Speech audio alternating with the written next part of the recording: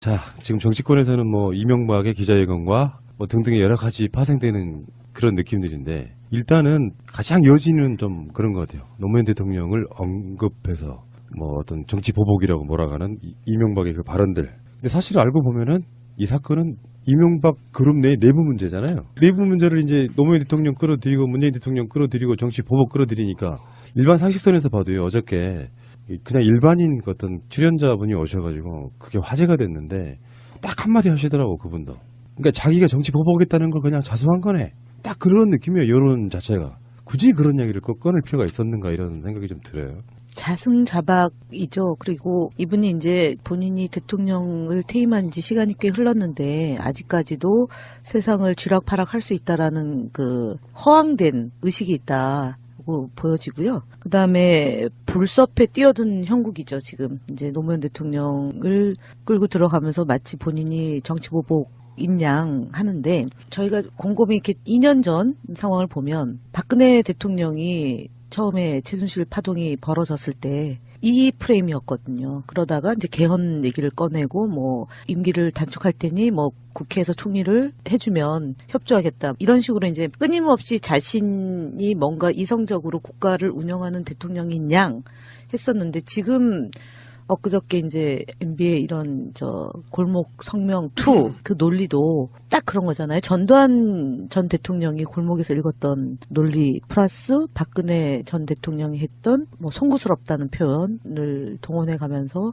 마치 이 범죄자들이 애국자인 양 그렇게 이제 했는데, 제가 볼 때는 여러 번 이제 그 새날에서도 방송을 하셨잖아요. 결국은 김희중 1부속실장이 한국일보와 인터뷰에서도 말했지만 전적인 책임은 MB한테 있고 지금이라도 늦지 않았으니 진실을 밝히고 국민들에게 사죄를 구하라가 그 제1부속실장이 고언을 한 거니까 그걸 하셔야죠. 그래야지. 지금 아무도 주변에 없잖아요. 뭐 전직 청와대 수석 한두 명 정도 하고 겨우겨우 할 수 없이 이제 종편에서 하는 거 하고, 그리고 자유한국당의 수석 대변인 그분도 생일 파티 갔던 분이니까 이제 그 정도 하고, 이제 한두 분의 국회의원이 측면에서 지원하는데, 사실은 박근혜 전 대통령 주변에 그 왜 태극기 들고 집회하는 이런 분들조차도 없는 거죠, MB 옆에는. 그렇죠. 네. 이명박한테는 없죠. 관상학적으로 보면은 굉장히 인폭이 없게 생겼어요.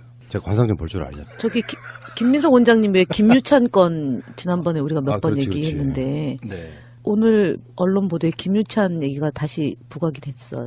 96년 국회의원 선거 당시에 선거법 위반 사건 관련한 유증 교사 의혹 폭로, 그리고 김유찬 씨는 허위사실 유포 등의 혐의로 구속. 이분도 이제 뭐 그렇게 됐었고, 뭐 지금 김희중도 마찬가지고, 일찌감치 정두원도 그렇고, 김경준도 사실 마찬가지잖아요. 다스 사장도 그렇고.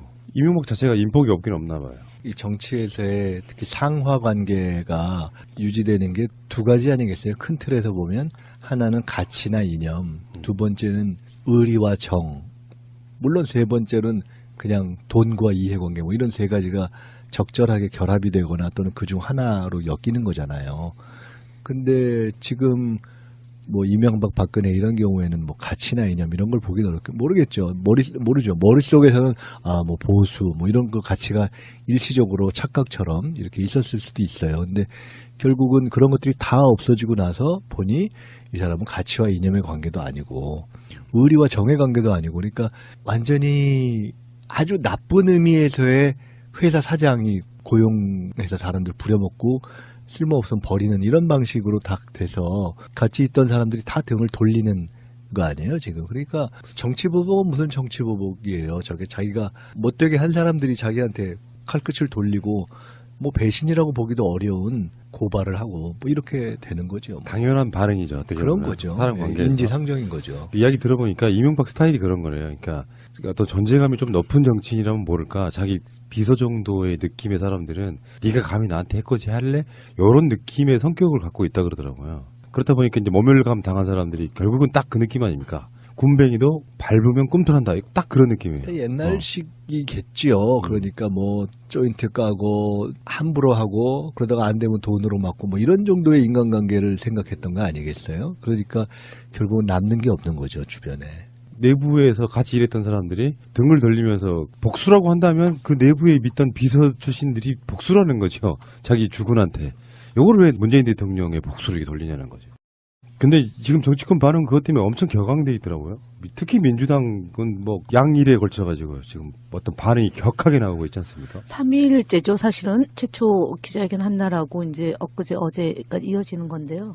사실 전 개인적으로 뭐 이제 5시 한 30분경 MB 기자회견을 보면서 이제 당의 논평을 준비할 때 노무현 대통령을 거론한 점에 대해서 제가 사실 거론을 안 했어요. 그러니까 이제 기자들이 왜 그랬냐 그래서 차마 그 입에서 그 얘기가 나오고 그럴 줄 몰랐다라는 분노, 진짜 분노인데 우리는 좀 다르다. 그래도 전직 대통령이고 한 번의 기회를 줘야 되는 거 아니냐 이제 이렇게 했는데 밤사이에 진짜 밤 잠을 꼴박 새가지고 이제 아침에 다시 그 노무현 대통령을 거론한 부분을 이제 언급을 했는데 그 뒤에 이제 조금 뒤에 청와대에서 더 강경하고 간결한 메시지가 나왔잖아요. 그리고 이제 여러 정치인들이 이제 그날은 목요일이어가지고 저희가 당에 이제 최고위원이 없고 어저께 최고위원이 열려서 이제 추대표 등 이제 의견을 냈는데 그러고 자유한국당의 반응이나 뭐 그 주변에서 이제 MB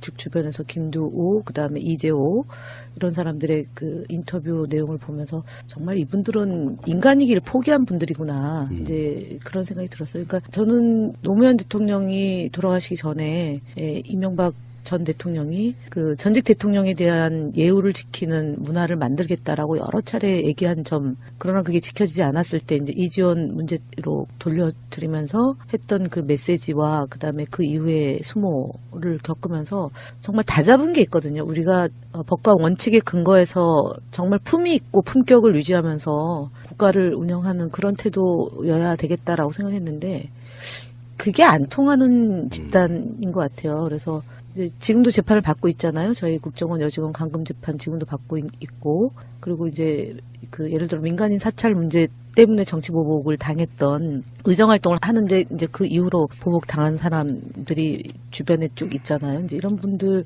보면서 아, 내가 생각했던 방식이 안 되겠다 이제는. 분노를 하지 않는 사람은 조국을 사랑하지 않는다라고 아미자에 나왔던 그 글귀가 늘 이제 머릿속에 남아있는데 분노해야 되겠다. 더 분노해야겠다. 예, 그런 생각을 갖게 된 한 2, 3일의 과정이었던 것 같아요. 예. 저는 이제 조금 다른 각도에서 말씀드릴게요. 그러니까 정치를 하는 사람에게는 의분이라는 게 없으면 안 되죠. 어떤 잘못된 현실, 잘못된 제도, 잘못된 사회. 근데 동시에 어떤 문제에 대해서 개인적인 어떤 감정으로서의 분노 이런 것은 가급적 표출을 안 하는 것이 덕목이지요. 일반적인 정치적 덕목. 그런데 이번의 경우에 이제 청와대에서 대통령께서 예를 들어 분노라는 표현을 언급했다라는 것은 저는 두 측면이 있다고 봐요. 하나는 이건 정말 통상적인 범위를 벗어나는 것으로서의 어떤 의분 이런 측면이 하나가 있고요. 그야말로 절제를 하고 했을 때 최소한의 것으로서의 표현일 수 있는 거죠. 그리고 또 한편으로는 이것은 대통령을 포함한 어떤 정치인들 개인이 느끼는 의분이 아니라 국민들이 느끼는 것이 분노 아니겠어요? 그러니까 지금 이명박 씨의 입에서 자신이 했던 행위가 있는데 그걸 노 대통령하고 엮어서 더구나 자기가 지 잘못한 것 때문에 자기가 자기 주변 사람들에 의해서 이렇게 폭로를 당하고 있는 상황에서 아무리 갖다 댈 게 없어도 그렇게 된 것에 대한 정상적인 국민이라면 느끼는 분노가 있는 거 아니에요. 그런 것을 저는 압축해서 표현한 것이라고 보고 그럼에도 불구하고 그 이후에 사실은 그 얘기를 계속해서 하지는 않잖아요.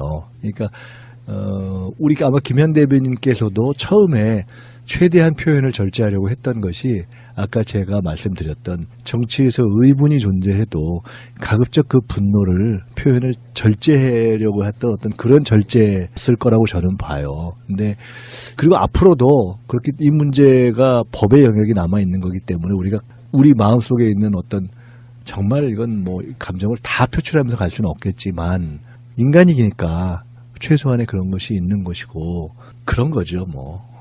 참 야비해요. 아. MB는 진짜 제가 기자회견 할 때 눈 밑에 뭘 또 넣고 나왔더라고요. 그래서 그 옛날 그 박근혜 전 대통령이 왜 그 세월호 할 때 그래요? 눈물 몇 방울 흘렸잖아요. 근데 MB 다시 한번 보세요. 눈 밑에 이렇게 뭐가 있어요. 근데 그게 흘러내리진 않았어요. 겁먹어서 하니까요. 아니 겁먹었다는 그건 뭐 표현 정도원 썼나? 전 의원이 떨더라라고 얘기하면서 그런 모습 처음이다라고 얘기를 했는데 이미 MB는 정신적으로 갔다고 멘붕이죠. 봐야죠. 멘붕. 저것은 왜냐하면 MB는 저번에도 제가 말씀드렸지만 사실은 젊은 시절부터 그 현대에서 이렇게 쭉 올라온 과정 그리고 정치권에 들어올 때 사실은 자신의 스토리 자체를 그러니까 상당 정도 이렇게 만들어지고 그 이후에 행한 행위들이나 이런 것들을 볼 때 어떤 의미에서 굉장히 멘탈이 강한 독한 사람이라고 봐야죠. 질긴. 근데 지금 현재의 상황은 이미 이런 거 있잖아요. 네 죄를 네가 알렸다 이런 거 있잖아요. 자기가 다 알지 않겠어요? 그러니까 방어할 수도 없고 갈 길이 뻔하고 그런데다가 자기가 어떻게 보면 정말 우습게 봤던 자기 밑에 무슨 그렇죠. 수족처럼 수족도 아니라고 생각했을 거예요. 밑에 뭐 떼껍처럼 생각했을까? 그런 발 밑에 사람들에 있는 의해서 발톱에 있는 그렇게 때만큼 생각했겠죠. 높은 사람이겠죠. 다 이렇게 상황이 드러나니까 이미 이제 간 거죠. 뭐 정신을 잃은 거죠. 일찍이 위증교사 같은 거를 할 정도의 그 일상화되어 있는 범죄형 인간이잖아요. 근데 그 사람이 떨고 이제 이렇게 말하는데 가장 기함했던 것 중에 하나가 자기네는 권력형 비리가 없었대. 근데 생각해보니까 막 최시중도 있고 이상득도 있고 지금 이야기하려고 하는 원세훈도 있지 않습니까? 시작하자마자부터 있었던 거죠. 네. 사실은. 거의. 그러니까 원세훈이 최근에 이제 추가 혐의로 압수수색됐는데 그 특활비 유용 부분에서는요. 그 국정원에서 이제 빌딩 하나 도곡동에 있는 최상층의 인테리어 비용으로 특활비 10억 썼고요. 다음에 미국 스탠포드 대학의 국정원 돈 우리 돈으로 약 20억 원. 요거 송금한 정황 때문에 그쪽에 그 구치소 방과 국가안보전략실 등을 압수수색했고요. 원세훈 부인도 조사를 했다 그러죠. 네. 이런 게 있는데 그 당시에 4년 동안이나 국정원장 한 사람의 비리가 있는데도 우리는 권력형 비리가 없었다. 이상득은 어디 갔고 최시중은 어디 갔고 더 많아요. 국민을 대놓고 뻔뻔하게 거짓말하는 것일 수도 있고 제가 봤을 때는 자기네 잘못은 허물은 다 까마득하게 잊었을지도 몰라요. 아니, 이미, 그런 유형이야. 이미 멘탈 상태가 그러니까 이 통상적인 보통 정치인이라면 최소한 자기가 어떤 주장을 할 때 반론이 이렇게 나올 테니까 예를 들어 얘기할 때 나 100% 잘했어요 이렇게 얘기하지 않고 70%는 이렇고 30%는 이렇다 이렇게 얘기하는 게 정상일 거예요. 근데 이 경우에는 워낙 지금 멘탈이 붕괴돼서 그런 정상적인 어떤 공격과 방어의 논리라든가 이런 최소한의 교양을 상실한 거죠. 두 분께 하나만 질문 하나 드리겠습니다. 각종 이제 정치에서 좀 통찰력이 있으시다는 분들이 그 MB 구속 시점을 지금 예상하고 있는데요. 두 분 어떻게 보십니까? 있는 그대로 한다고 하니까 지금 이제 오늘 김희중 제1부속실장이 본인이 이명박 전 대통령을 배신한 것 이게 아니고 검찰이 워낙 탄탄하게 수사를 했다. 진술하지 않을 수 없었다라는 대목이 있어요. 그러니까 그 정도라면 경로가 다 나왔다는 거 아니겠어요? 그러니까 이게 네. 국정원에서 국정원 기조실하고 예상관들이 다 이미 자백한 내용이기 때문에 그러니까 부정을 못한 거예요. 자백과 플러스 국정원은 이제 이현수 기조실장이 조사받을 때 나왔던 얘기인데 돈의 출처와 어디다 쓰였는지를 다 기록으로 남겨놨다는 거잖아요. 그래서 빼도 박도 못한 거이듯이 그러니까 뭐 특활비라고 해가지고 영수증이 첨부 안 될 뿐이지 돈의 출처 들어가고 나오고는 다 기록으로 남겨져 있다는 건데 그건 어느 정부든 다 똑같이 되는 거 아닙니까? 그러니까 이제 김성호 전 국정원장은 법무부 장관 출신이기 때문에 법에 자신이 당하지 않으려고 이제 또 진술을 했을 것이고요. 원세훈은 이제 근거가 남은 거고. 근데 지금 이제 이명박 전 대통령이 골목 그 성명 발표하는 형태의 내용에서 보면은 그게 죄가 아니다라는 거 아니에요. 그러니까 특활비를 받았다 안 받았다도 없는 거고요. 그다음에 특활비로 그 불법적으로 사용한 사람들이 애국자인 양 둔갑시킨 거 아니에요. 그렇죠. 예, 그러면 이건 결정적으로 검찰이 볼 때는 증거인멸 이전에 혐의 자체를 원천적으로 부정하고 부인한 거잖아요. 그리고 검찰의 현재 수사를 문제가 있는 것이냐 한 거잖아요. 그러니까 최악의 피의자 신분인 거죠. 박근혜 전 대통령보다도 더 박근혜 전 대통령 그래도 부분적으로 좀 이렇게 막판에 가서 부분적으로 시인했잖아요. 뭐 오랫동안 곁에 두고 있었던 사이여서 해가지고 그런데 이제 그 기자회견 내용만 보더라도 3분 조금 넘는 요 내용을 보면 검찰이 볼 때는 한 줄에 대한 각주가 한 수백 페이지가 나올 것 같아요. 그래서 그래서 올림픽이다 아니다 이걸 떠나서 결정적 증거들을 이미 확보했기 때문에 이명박 전 대통령이 입을 다무는 이유가 더 얘기했다가는 큰일 납니다라는 변호사의 조력이 있을 거라고 합니다. 아마도. 생각해요. 예, 아마도 곧 가겠죠. 뭐 포토라인 서겠죠. 그것이 언제냐고요? 빨리 말씀해 주세요. 저는 아주 현기증 나 죽겠어요, 아주. 열흘 보름 상관. 열흘. 네네. 우리 원장님은요? 저는 그런 거 잘 못 맞춥니다. 아, 그래도. 아니, 정말로. 저 그런 거 잘 못 맞추는 거 아시잖아요. 이렇게 돌아가는 어떤 상황들을 보면 물론 여러 가지 일정이 있겠지만 너무 급하게 돌아가고 요즘에는 이슈를 주고받는 게 굉장히 속도가 빨라졌잖아요. 옛날에 비해서. 집중적으로 조명을 받을 때 소환을 해야 검찰도 더 효과적이라고 봐서 이런 이슈가 있을 때 수사를 검찰이 하는 건 느낌이 아니고 저는 언론이 하고 있다고 보거든요.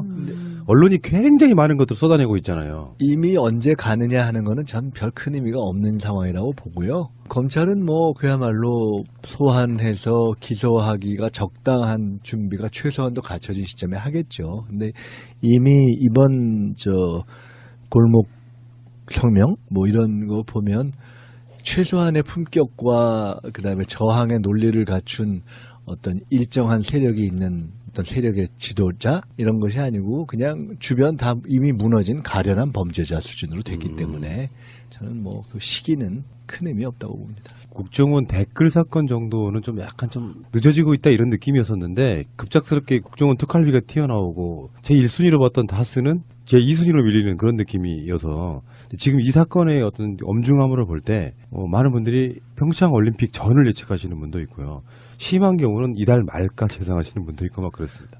저번에 그런 말씀 드렸던 건 생각나는데요. 원래 이런 일은 한 군데 이렇게 시작되면 어디서 터질지 모른다고 제가 그런 말씀 비슷하게 드렸던 것 같은데 이미 이렇게 주변에서 터졌기 때문에 이러저런 관련 있는 것들이 이제는 어디서 이렇게 터질지 모르게 계속 나올 겁니다. 제가 볼 때는 김희중 부속실장이 가족들 뭐 자식 앞에 떳떳한 부모가 되겠다라고 얘기를 한 거는 사실 어제까지고요. 앞서 말씀드렸던 것처럼 검찰이 탄탄하게 수사를 하고 있어서 자기가 진술을 안 할 수 없었다라는 얘기에 주목합니다. 그렇기 때문에 곧 조만간. 참고로 이제 다스 공소시효가 다음 달 21일이라고 하는데 그 사이에요. 보도 하나를 보니까 다스 비자금이 120억 원이 아니라 부의 자금이라 그래서 80억 원이 더 있었다는 게 확인됐고 그래서 지금 다스 전 경리팀장이던 최동영 씨의 말에 의하면은 다스 비자금은 120억이 아니라 300억 원이다. 이 가운데 200억 원 정도는 이명박 전 대통령이 100억 원은 김성우 다스 사장이 가져갔다. 이런 검찰에서 진술한 게 있다고 그래요. 뚝이 한번 무너지니까 딱 그 느낌 아니겠습니까? 박근혜도 국정농단이 막 터지고 나서 뚝이 무너지니까 온갖 것들이 보도가 나오는 것처럼 지금 이명박은 정말 우리가 이명박 씨를 지금 어떤 그 설치류에 비유했던 거 있잖아요. 딱 도관에 든 쥐, 딱 그 느낌인 것 같아요. 이제는 도망갈 수도 없고 어쩔 수도 없고 이 상태에서 이제 특정 시점에서 걷어들이기만 하면 되는 것 같은 그런 느낌. 정두환 씨가 어저께 한 언론사 인터뷰에서 보면은 그런 얘기를 했어요. 그 대통령이 되기 전과 대통령이 되고 나서도 그렇고 대통령 그만두고 나서도 자금이 많이 필요했을 거다. 그래서 되게 궁금하더라고요. 근데 그건 죽기 전에야 내가 얘기할 수 있을 거다라고 얘기를 했어요.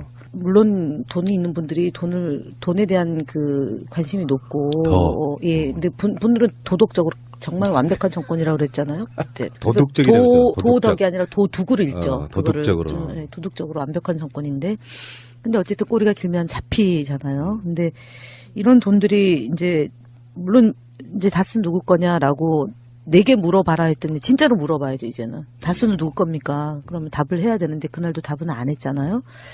어쨌든 간에 정두원 전 의원이 인터뷰하는 내용을 뭐 어느 정도까지 완벽하게 신뢰를 할지 안 할지는 또 우리들의 판단의 몫이고 근거에 기반해야 되는 건데 그분 인터뷰하는 내용을 봐도 각주가 꽤 달리더라고요. 네. 한 줄의 각주가. 그래서 도대체 돈을 어디다가 썼을까? 근데 지금 여론추이라는 게 있어요.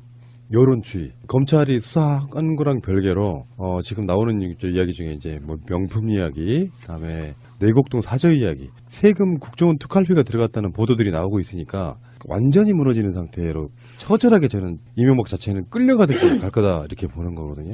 그러니까 박근혜 전 대통령이 특활비를 가져다 쓴 게 MB 때 걸 보고 한 거라고 제가 네. 이제 박근혜 전 대통령 특활비로 범죄 혐의가 추가될 때 그렇게 이제 논평을 낸 적이 있는데 그건 아버지 때부터 했던. 아니 그거 그러니까 그 아니겠어요? 이전으로 이제 네. 가는 거죠. 그거는 이제 주머니 속에 든 내 돈이다라는 거잖아요. 중정을 만든 게 박정희잖아요. 그러니까 아버지가 이제 했던 일을 그대로 이제 한 거고, 그리고 MB는 그걸 옆에서 본 거고, 그 대통령이 돼서 또 한 거고, 박근혜는 MB도 했는데 나도 하는 거고. 이제 그러니까 이렇게 원래 된 원조가 거죠. 그러면은 저 이명박이 아니라 박정희였네요. 박정희죠. 네. 알겠습니다. 저는 그 생각이 나요. 이건 뭐 정치 보복이다 아니다 논란이 있지만 뭐 대변인님 너무나 잘 아실 만한 상황인데 대통령 장례식에서 째려보던 그 MB의 눈빛이 몇 년 후에 겁먹은 눈빛으로 바뀐 과정에 전 사필 규정 이런 말을 꼭 한번 하고 싶습니다. 네. 보복이 아니라 스스로 무너진 거죠. 사실은 알고 보면. 나중에 SNS에 그 두 개의 눈빛 대조가 상당히 돌아다니겠네요. 이렇게 있었을 수도 있어요. 근데 결국은 그런 것들이 다 없어지고 나서 보니 이 사람은 가치와 이념의 관계도 아니고 의리와 정의 관계도 아니고, 그러니까 완전히 아주 나쁜 의미에서의 회사 사장이 고용해서 사람들 부려먹고 쓸모없으면 버리는 이런 방식으로 딱 돼서 같이 있던 사람들이 다 등을 돌리는 거 아니에요 지금. 그러니까 정치보복은 무슨 정치보복이에요. 저게 자기가 못되게 한 사람들이 자기한테 칼끝을 돌리고 뭐 배신이라고 보기도 어려운 고발을 하고 뭐 이렇게 되는 거죠. 당연한 반응이죠. 어떻게 그런 보면. 거죠. 사람 관계에서. 인지상정인 거죠. 이야기 들어보니까 이명박 스타일이 그런 거네요. 그러니까 어떤 존재감이 좀 높은 정치인이라면 모를까 자기 비서 정도의 느낌의 사람들은 네가 감히 나한테 해코지 할래? 이런 느낌의 성격을 갖고 있다 그러더라고요. 그렇다 보니까 이제 모멸감 당한 사람들이 결국은 딱 그 느낌 아닙니까? 군뱅이도 밟으면 꿈틀한다. 딱 그런 느낌이에요. 옛날식이겠지요. 그러니까 뭐 조인트 까고 함부로 하고 그러다가 안 되면 돈으로 맞고 뭐 이런 정도의 인간관계를 생각했던 거 아니겠어요? 그러니까 결국은 남는 게 없는 거죠, 주변에. 내부에서 같이 일했던 사람들이 등을 돌리면서 복수라고 한다면 그 내부에 있던 비서 출신들이 복수라는 거죠. 자기 주군한테. 요걸 왜 문재인 대통령의 복수를 이렇게 돌리냐는 거죠. 근데 지금 정치권 반응 그것 때문에 엄청 격앙돼 있더라고요. 특히 민주당은 뭐 양일에 걸쳐가지고 지금 어떤 반응이 격하게 나오고 있지 않습니까? 3일째죠. 사실은 최초 기자회견 한다라고 이제 엊그제 어제까지 이어지는 건데요. 사실 전 개인적으로 뭐 이제 5시 한 30분경 MB 기자회견을 보면서 이제 당의 논평을 준비할 때 노무현 대통령을 거론한 점에 대해서 제가 사실 거론을 안 했어요. 그러니까 이제 기자들이 왜 그랬냐 그래서 차마. 자, 지금 정치권에서는 뭐 이명박의 기자회견과 뭐 등등의 여러 가지 파생되는 그런 느낌들인데 일단은 가장 여지는 좀 그런 것 같아요. 노무현 대통령을 언급해서 뭐 어떤 정치 보복이라고 몰아가는 이명박의 그 발언들. 근데 사실 알고 보면은 이 사건은 이명박 그룹 내 내부 문제잖아요. 내부 문제를 이제 노무현 대통령 끌어들이고 문재인 대통령 끌어들이고 정치 보복 끌어들이니까 일반 상식선에서 봐도요. 어저께 그냥 일반인 어떤 출연자분이 오셔가지고 그게 화제가 됐는데 딱 한마디 하시더라고 그분도. 그러니까 자기가 정치 보복했다는 걸 그냥 자수한 거네. 딱 그런 느낌이에요. 여론 자체가. 굳이 그런 이야기를 꼭 꺼낼 필요가 있었는가 이런 생각이 좀 들어요.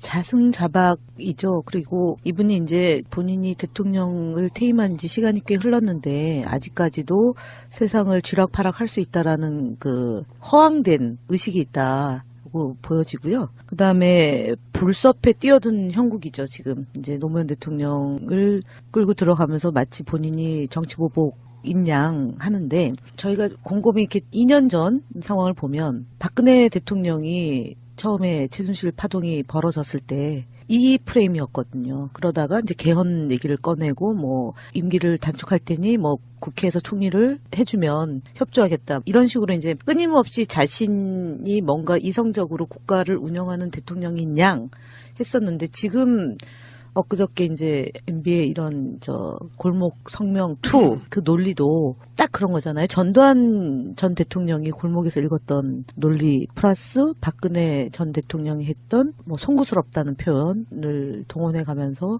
마치 이 범죄자들이 애국자인 양 그렇게 이제 했는데 제가 볼 때는 여러 번 이제 그 새날에서도 방송을 하셨잖아요. 그 글귀가 늘 이제 머릿속에 남아 있는데 분노해야 되겠다. 더 분노해야겠다.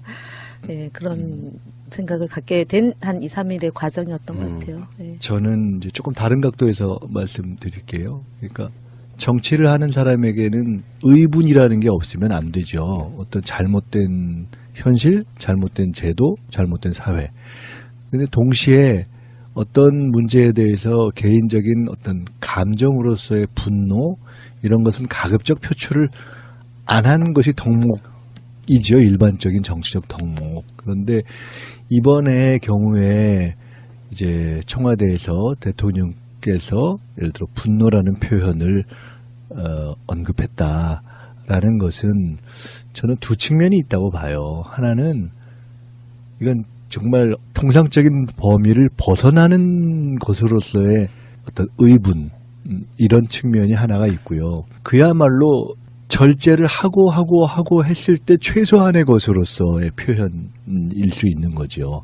그리고 또 한편으로는 이것은 대통령을 포함한 어떤 정치인들 개인이 느끼는 의분이 아니라 국민들이 느끼는 것이 분노 아니겠어요? 그러니까 지금 이명박 씨의 입에서 자신이 했던 행위가 있는데 그걸 노 대통령하고 엮어서 더구나 자기가 지 잘못한 것 때문에 자기가 자기 주변 사람들에 의해서 이렇게 폭로를 당하고 있는 상황에서 아무리 갖다 댈 게 없어도 그렇게 된 것에 대한 정상적인 국민이라고 느끼는 분노가 있는 거 아니에요. 그런 것을 저는 압축해서 표현한 것이라고 보고 그럼에도 불구하고 그 이후에 사실은 그 얘기를 계속해서 하지는 않잖아요. 그러니까 우리가 아마 김현 대변인께서도 그 입에서 그 얘기가 나오고 그럴 줄 몰랐다라는 분노, 진짜 분노인데 우리는 좀 다르다. 그래도 전직 대통령이고 한 번의 기회를 줘야 되는 거 아니냐 이제 이렇게 했는데 밤사이에 진짜 밤 잠을 꼴박 새가지고 이제 아침에 다시 그 노무현 대통령을 거론한 부분을 이제 언급을 했는데 그 뒤에 이제 조금 뒤에 청와대에서 더 강경하고 간결한 메시지가 나왔잖아요. 그리고 이제 여러 정치인들이 이제 그날은 목요일이어가지고 저희가 당에 이제 최고위원이 없고 어저께 최고위원이 열려서 이제 추대표 등 이제 의견을 냈는데 그러고 자유한국당의 반응이나 뭐 그 주변에서 이제 MB 측 주변에서 김두우 그다음에 이재호 이런 사람들의 그 인터뷰 내용을 보면서 정말 이분들은 인간이기를 포기한 분들이구나 이제 그런 생각이 들었어요. 그러니까 저는 노무현 대통령이 돌아가시기 전에 이명박 전 대통령이 그 전직 대통령에 대한 예우를 지키는 문화를 만들겠다라고 여러 차례 얘기한 점, 그러나 그게 지켜지지 않았을 때 이제 이지원 문제로 돌려드리면서 했던 그 메시지와 그다음에 그 이후에 수모를 겪으면서 정말 다 잡은 게 있거든요. 우리가 법과 원칙에 근거해서 정말 품위 있고 품격을 유지하면서 국가를 운영하는 그런 태도여야 되겠다라고 생각했는데 그게 안 통하는 집단인 것 같아요. 그래서 이제 지금도 재판을 받고 있잖아요. 저희 국정원 여직원 감금 재판 지금도 받고 있고, 그리고 이제 그 예를 들어 민간인 사찰 문제 때문에 정치 보복을 당했던 의정 활동을 하는데 이제 그 이후로 보복 당한 사람들이 주변에 쭉 있잖아요. 이제 이런 분들 보면서 내가 생각했던 방식이 안 되겠다. 이제는 분노를 하지 않는 사람은 조국을 사랑하지 않는다라고 아미자에 나왔나요? 결국 김희중 1 부속실장이 한국일보와 인터뷰에서도 말했지만 전적인 책임은 MB한테 있고 지금이라도 늦지 않았으니 진실을 밝히고 국민들에게 사죄를 구하라가 그 제1 부속실장이 고언을 한 거니까 그걸 하셔야죠. 그래야지 지금 아무도 주변에 없잖아요. 뭐 전직 청와대 수석 한두 명 정도 하고 겨우겨우 할 수 없이 이제 종편에서 하는 거 하고 그리고 자유한국당의 수석 대변인 그분도 생일 파티 갔던 분이니까 이제 그 정도 하고 이제 한두 분의 국회의원이 측면에서 지원하는데 사실은 박근혜 전 대통령 주변에 그 왜 태극기 들고 집회하는 이런 분들조차도 없는 거죠. MB 옆에는. 그렇죠. 이명박한테는 없죠. 관상학적으로 보면은 굉장히 인폭이 없게 생겼어요. 제가 관상 좀 볼 줄 알잖아요. 저기 김민석 원장님 왜 김유찬 건 지난번에 우리가 몇 번 그렇지, 얘기했는데 네. 오늘 언론 보도에 김유찬 얘기가 다시 부각이 됐어요. 96년 국회의원 선거 당시에 선거법 위반 사건 관련한 유증 교사 의혹 폭로, 그리고 김유찬 씨는 허위사실 유포 등의 혐의로 구속. 이분도 이제 뭐 그렇게 됐었고, 뭐 지금 김희중도 마찬가지고, 일찌감치 정두원도 그렇고, 김경준도 사실 마찬가지잖아요. 다스 사장도 그렇고. 이명박 자체가 인폭이 없긴 없나 봐요. 이 정치에서의 특히 상하 관계가 유지되는 게 두 가지 아니겠어요? 큰 틀에서 보면 하나는 가치나 이념, 두 번째는 의리와 정, 물론 세 번째는 그냥 돈과 이해관계 뭐 이런 세 가지가 적절하게 결합이 되거나 또는 그중 하나로 엮이는 거잖아요. 근데 지금 뭐 이명박 박근혜 이런 경우에는 뭐 가치나 이념 이런 걸 보기 모르겠죠. 모르죠. 머릿속에서는 뭐 보수 뭐 이런 거 가치가 일시적으로 착각처럼